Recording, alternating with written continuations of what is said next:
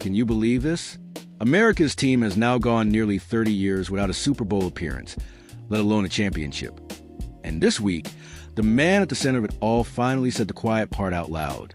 After another painful night under the bright lights, the owner of the Dallas Cowboys admitted that the drought isn't just bad luck, injuries, or timing. He admitted it starts with him. It happened after a rough loss to the Los Angeles Chargers, a 34-17 game where the Cowboys' defense couldn't get off the field. The offense stalled, and the season officially came to an end. One day after being mathematically eliminated from playoff contention, Jerry Jones stood before reporters and sounded frustrated, reflective, and, at least on the surface, self-aware. He said the Cowboys management has played a big role in the 3-decade Super Bowl drought. He said he was tremendously disappointed, and Cowboys Nation heard all of it loud and clear. But here's where it gets really interesting. Cowboys fans have heard versions of this before. The words change slightly, the emotion feels real, but the structure never changes. Dallas is still run the same way it's been run since the mid-1990s, with the owner also acting as the team's general manager in the modern salary cap era. And that context matters a lot. Since the Cowboys last lifted the Lombardi Trophy in the 1995 season, the NFL has become a league built on parity. The salary cap was designed to level the playing field, reward smart roster construction, and punish stagnation. Since 2010, every single NFC team has reached an NFC championship game, except Dallas. Let that sink in. Not once in over a decade. For a franchise nicknamed America's team, that's not just underachievement. That's an identity crisis.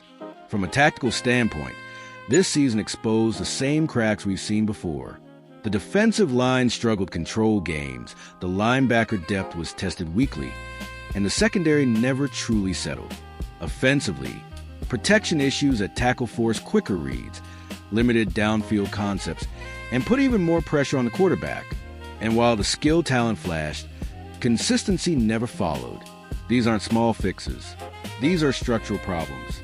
After the loss, Dak Prescott was asked about Jerry Jones' mindset and whether the fire is still there. Dak said yes, maybe more now than ever. He even hinted that Jerry understands the clock is ticking. At 83 years old, time isn't theoretical anymore. It's real, and that urgency aligns with the Cowboys' current roster window. Look at the contracts. Prescott, CeeDee Lamb, and head coach Brian Schottenheimer are all tied up through 2028. That gives Dallas roughly a 3-year window to truly contend. But windows don't matter if the house isn't built correctly.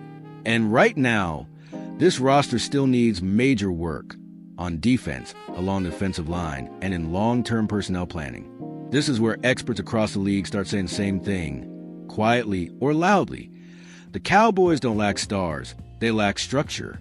One veteran NFL executive told me, hypothetically, Dallas has championship talent, but not championship process.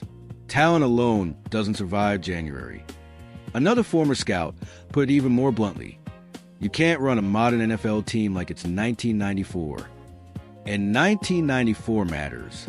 That was a year before the salary cap era began, and also the last time the Cowboys were truly ahead of the league competitively. Back then, Jimmy Johnson was effectively the general manager, building a dynasty through ruthless efficiency, draft capital, and clear authority. Since then, that role has never truly been filled by an independent voice. To be clear, this isn't about handing the job to Stephen Jones or even longtime personnel executive Will McClay. Both are respected. This is about something more radical for Dallas, hiring an outside general manager with real autonomy, someone who can challenge assumptions, reshape priorities, and modernize decision-making without worrying about family politics. Fans know it. You see it online every Sunday night. Same speech, same ending. Admit it, then fix it. America's team deserves better. Cowboys Nation is passionate, loyal, and exhausted. They still pack at&t Stadium, Jerry World, every week. They still wear the star with pride. But pride doesn't replace banners. And here's the hard truth. Admitting fault is easy. Changing behavior is not. Especially when the owner still sits in weekly and season meetings with the coaching staff and still signs off on every major football decision. In today's NFL, That's not just uncommon. It's a competitive disadvantage. So what happens next? If nothing changes, the most likely future looks familiar. 9 or 10 win seasons, wild card appearances, early playoff exits, endless debates on sports radio, and another year added to the drought. But if Jerry Jones truly means what he says, if this disappointment is real, then the next move has to be the biggest one he's postponed for decades. The Cowboys still have a franchise quarterback.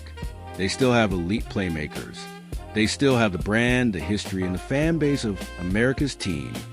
What they don't have is time. The clock is ticking, not just on contracts, but on legacy. So now the question goes to you, Cowboys Nation. Is this the moment where words finally turn into action? Or is this just another chapter in a story we've been reading since the 90s? Drop your thoughts in the comments.